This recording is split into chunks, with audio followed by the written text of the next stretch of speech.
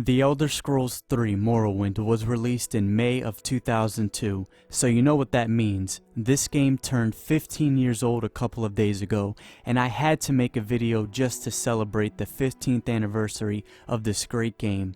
As far as video games go, this one is important to me. I've been playing this game on and off for the past 13 years, ever since 2003. That's a long time to play a video game on and off, but this game is just that great, at least to me. And this game is also important to the channel because this game was my second review on the channel over 3 years ago. And if you watch that video, I will warn you, the sound sucks and some of my editing skills, if you call it editing skills, but you can look at that review and see how much better I've gotten over the past 3 years. So let's start right from the beginning.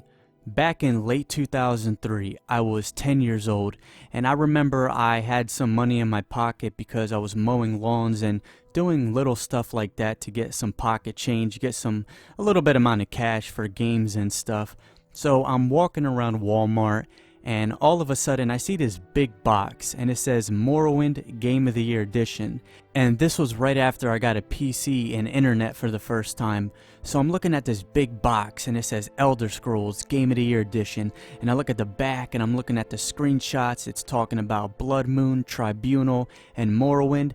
And after looking at the cover for a couple of minutes, I got the game, I went home, and I got my brother to install it. And as soon as I started the game and I saw the Elder Scrolls Morrowind, I saw the logo pop up and I started a new game.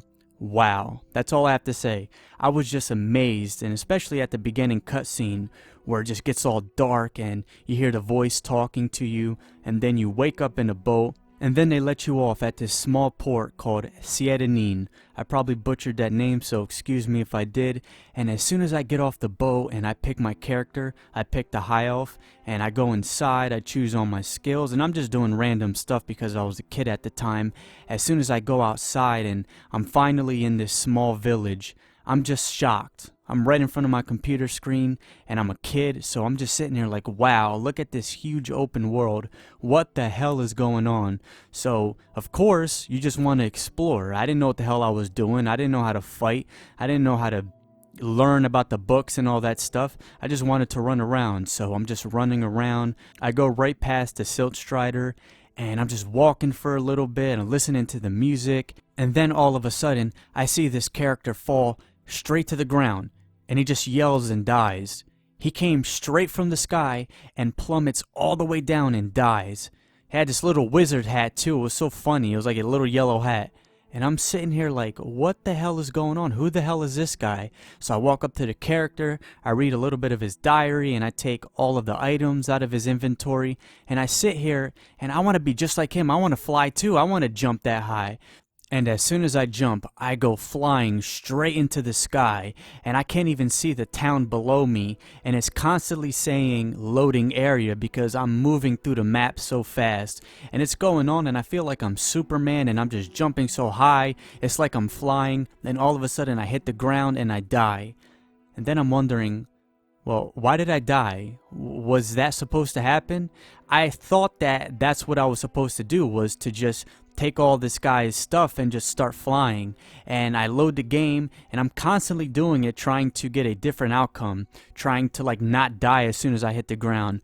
And that was my first experience with the game. And of course, over the years as I've gotten older, I've learned how to play the game. And I remember when I was 13 or 14, I went to my school library and I lied to the person in charge. I told her, yeah, I'm learning about the American Revolution and I just want to print some stuff out so I can have help on this big project and I can get an A+. And I was acting all like a goofy little kid. I was acting all innocent because she was really stingy with her fucking printer. I don't know why.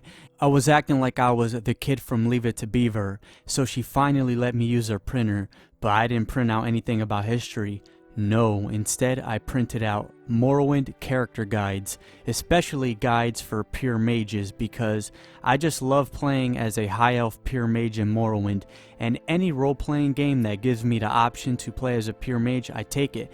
I just like messing around with alchemy, conjuration, destruction, throwing fireballs, summoning these big fucking orc looking things, frost, flame, whatever. I just love messing with all the things in Magic. It really makes the game fun. So any role-playing game that gives me the option to play as a pure mage, I take it. And I just have a lot of fond memories about this game. It's just one of those games where I could just load it up at any time and just start walking around and just go into different caves, go into different dungeons, and just see a lot of stuff. There is a lot to see in The Elder Scrolls 3 Morrowind. I remember when I was younger, the Dwemer machines, those little gold things, and they move around with this little ball and they're like rolling around. They just used to creep me out, and the Ancestor ghosts used to creep me the fuck out when I would go underground in these caves and I go down the steps, and as soon as I open the door, these fucking ghosts start attacking me. And over 10 years later, 13 years to be exact, and I'm still playing this game. I try to do a new playthrough at least once a year. There's just a lot to see, and it just has such a rich lore too. They have a lot of books that you can read. There's a lot of places that you can go if you're not doing the main quest, and there's just a lot of side content. And looking back at this game, to me, Bethesda has really fallen from grace. I have not beaten Elder Scrolls Arena or Elder Scrolls Daggerfall, so I can't comment on those games yet, but I absolutely love Morrowind. And before I started recording this video, I sat down and I thought about the game a bit, and I've done this before, and I came to the conclusion that I missed the combat in Morrowind. Now, I know what some of you are saying. How can you miss the combat in Morrowind? You can say it's nostalgia or whatever, but I don't think so. I don't mind the dice rolling type of combat where if, for example, you have a low skill in Longblade, when it's like 10 or 15 out of 100 or whatever, then you will not get any hits in at all, and you'll be missing the whole time, and you have to train on rats. I have a love-hate relationship with this type of combat where it depends on dice rolling and your skills. Sure, it's not realistic. If I go outside and hit someone with a sword, even if I suck and I'm not trained in using that sword, I'm still going to do some damage, but I really don't care about that. I miss Morrowind's combat. I would love to see a future Elder Scrolls game that goes back to the way Morrowind was with its combat, and another important thing too, the fact that there is no fast travel in Morrowind. I miss that. It made me explore the world. It gave me a reason to walk around and see what caves, see what dungeons, see what areas are there. And if I didn't feel like walking around the world, I could use a Silt Strider, or there was another way too. I could get a spell, or I can get a scroll where it just teleports me to a different place, but you had to work for it. There was no instant fast travel. I miss that. I don't really give a damn about fast travel. I like walking around and exploring things. I miss that type of gameplay, and I would love to see it come back to Elder Scrolls. Bethesda, you can do it. You could put your name on a piece of shit and it would sell 2 million copies. You're that big, so you can definitely make another Elder Scrolls game with Morrowind's gameplay elements, no fast travel, and no fucking auto-leveling whatsoever. Take that shit out. But we all know that's not going to happen. Now, I made sure not to forget to say this. I want to give kudos and major props to the modding community. Thank you. You guys and gals have been keeping Morrowind alive for the past 15 years. You've given it such an extended life with fantastic mods. I have some installed on my PC right now, and I'll be sure to add more and more as I play the game more and more over the next couple of years, or however long I play this game. I have a feeling I'm going to be playing this game on and off probably for the rest of my life, and one of the reasons why I can do that is because of the great mods. Bethesda, you motherfuckers should get down on your knees and kiss the modding community's collective foot, because they have done wonders for your games. Not only fixing them, but giving them such an extended life, it's not even crazy. Such passion, such dedication. Major kudos to all of you modders out there. If you have not played Morrowind, I highly suggest that you play it, especially if you're into role-playing games. The amount of creativity in this game, the awesome soundtrack, I cannot tell you how much I love this soundtrack. And just the immersion, the amount of immersion in this game, and how you can just get lost in this world and suspend disbelief for a long time. Play this game.